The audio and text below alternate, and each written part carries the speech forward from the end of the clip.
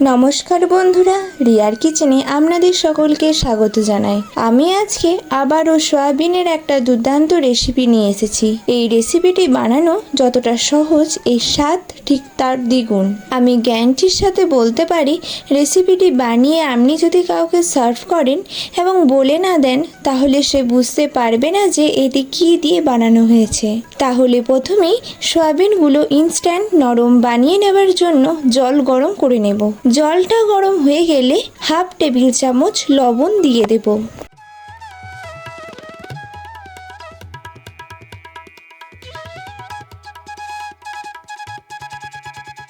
এবার 50 গ্রাম সয়াবিন ওই গরম জলের মধ্যে দিয়ে দেব এবং ঢাকা দিয়ে 5 মিনিটের মতো রেখে দেব। ততক্ষণে আমি একটি আলু ডোমো ডোমো করে কেটে নেব।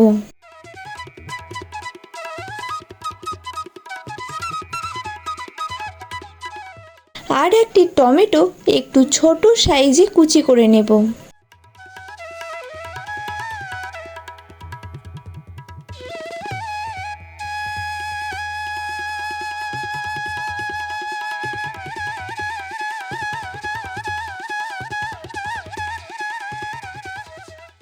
এদিকে দেখুন, সয়াবিনগুলো পুরোপুরি ফুলে গেছে। এবার একটা ছাঁকনির সাহায্যে সয়াবিনগুলো গরম জল থেকে তুলে নেব।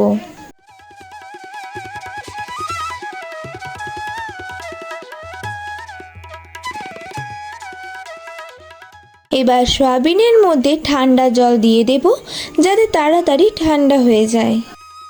এবার সয়াবিনগুলো ঠান্ডা জল থেকে তুলে হাতের সাহায্যে ভালো করে চাপ দিয়ে জলটা বের করে দেব, যাতে সয়াবিনের মধ্যে জলের অবশিষ্ট না থাকে। জল থেকে সব সয়াবিনগুলো তোলা হয়ে গেলে একটা মিক্সি জারের মধ্যে অল্প পরিমাণে সয়াবিন নিয়ে গ্রাইন্ড করে নেব।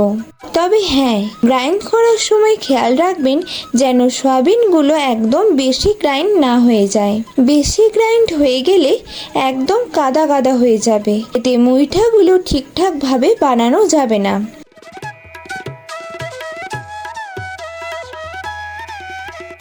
দেখুন, সয়াবিনগুলো একদম ঝরঝরে ভাবে গ্রাইন্ড করে নিয়েছি। এবার ওই সয়াবিনের মধ্যে দিয়ে দেব 1 টেবিল চামচ আদা ও কাঁচা লঙ্কার পেস্ট, সাথে দেব 1/3 টেবিল চামচ জিরে গুঁড়ো, 1/3 টেবিল চামচ ধনে গুঁড়ো, 1/3 টেবিল চামচ গরম মশলা, লবণটা দেব পরিমাণ মতো। রঙের জন্য দেব 1/3 টেবিল চামচ কাশ্মীরি লঙ্কা গুঁড়ো, 1/3 টেবিল চামচ হলুদ। সবার শেষে বাইন্ডিং এর জন্য 2 টেবিল চামচ কর্নফ্লাওয়ার। এবার সব কিছু হাতের সাহায্যে ভালোভাবে মাখিয়ে নেব। আপনারা চাইলে এর পরিবর্তে বেসন বা ময়দা ব্যবহার করতে পারেন, তবে কর্নফ্লাওয়ারের স্বাদটা খুবই সুন্দর হয়।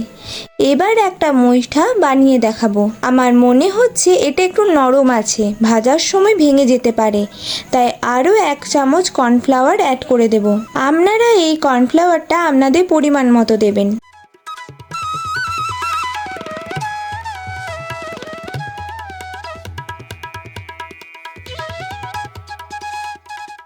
এবার দেখুন, মুইঠাগুলো ভালোভাবে বানানো যাচ্ছে। এবার এইভাবে 2 হাতের সাহায্যে একটা শেপ দিয়ে দেব।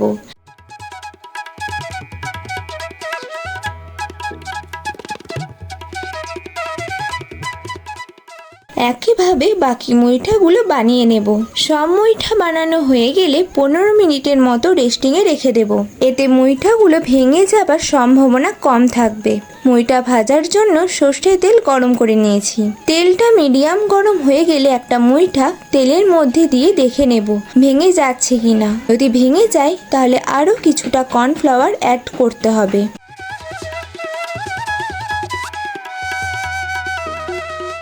দেখুন, ভাঙছে না।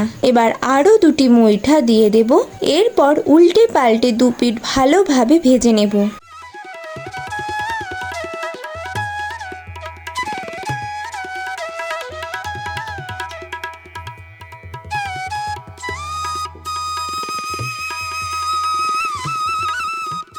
মুইঠাগুলো ভালোভাবে ভাজা হয়ে গেলে তুলে নেব।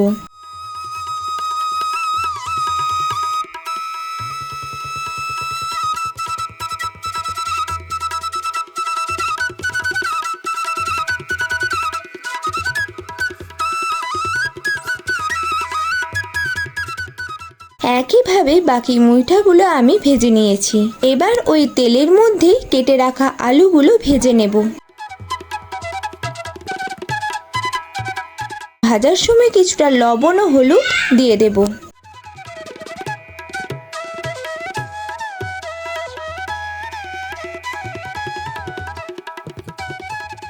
আলুগুলো হালকা লাল লাল হয়ে গেলে তুলে নেব।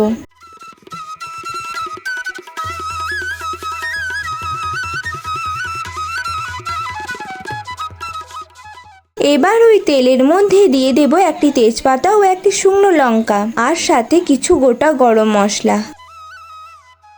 এগুলো থেকে মিষ্টি গন্ধ বেরোতে লাগলে দিয়ে দেব 2 টেবিল চামচ আদা ও কাঁচা লঙ্কার পেস্ট। এবার ভালোভাবে একবার কুক করে নেব, যাতে আদার কাঁচা গন্ধটা চলে যায়। এবার কুচিয়ে রাখা টমেটোটা দিয়ে দেব এবং আবারও কুক করতে থাকবো।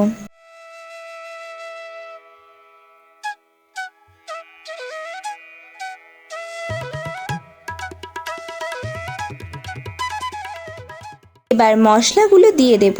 প্রথমে দেব 1 টেবিল চামচ ধনে গুঁড়ো, 1/2 টেবিল চামচ জিরে গুঁড়ো, রঙের জন্য 1/2 টেবিল চামচ হলুদ ও 1 টেবিল চামচ কাশ্মীরি লঙ্কা গুঁড়ো। সবার শেষে দেব স্বাদ মতো লবণ। এবার সব কিছু মিশিয়ে ভালোভাবে কুক করে নেব, যাতে মশলার কাঁচা গন্ধটা চলে যায়। মশলাগুলো যাতে কড়াইয়ে লেগে না যায় সেই জন্য কিছুটা জল দিয়ে মশলাটা কুক করব।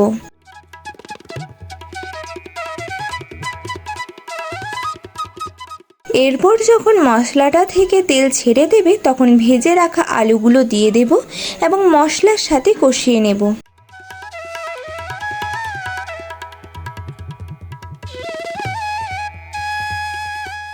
কষানো হয়ে গেলে দিয়ে দেব পরিমাণ মতো জল।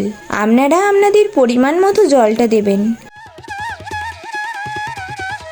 এবার মিডিয়াম ফ্লেমে 10 মিনিটের মতো ঢাকা দিয়ে ফুটিয়ে নেব, যাতে আলুগুলো ভালোভাবে সিদ্ধ হয়ে যায়। 10 মিনিট পরে ঢাকাটা খুলছি। দেখুন আলু সিদ্ধ হয়ে গেছে। এবার সয়াবিনের মুইঠাগুলো দিয়ে দেব। এবার মুইঠাগুলো গ্রেভির মধ্যে ভালোভাবে ডুবিয়ে দিয়ে হাই ফ্লেমে আরও 3 মিনিটের জন্য ফোটালে গ্রেভিটা মুইঠার মধ্যে ঢুকে যাবে।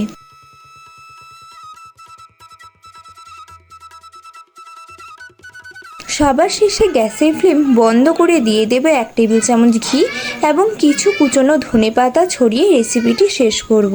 আপনারা এটি গরম ভাতে, রুটি বা পরোটার সাথে ট্রাই করতে পারেন। আমার বানানো আজকের এই রেসিপিটি আপনাদের কেমন লাগলো কমেন্টে জানাবেন। রেসিপিটি ভালো লেগে থাকলে লাইক করে দেবেন, আর যদি কেউ নতুন বন্ধু হয়ে থাকেন তাহলে চ্যানেলটিকে সাবস্ক্রাইব করে নেবেন আরও এরকম নতুন আর মজাদার বাঙালি রেসিপি দেখার জন্য। ভালো থাকবেন, সুস্থ থাকবেন, ধন্যবাদ।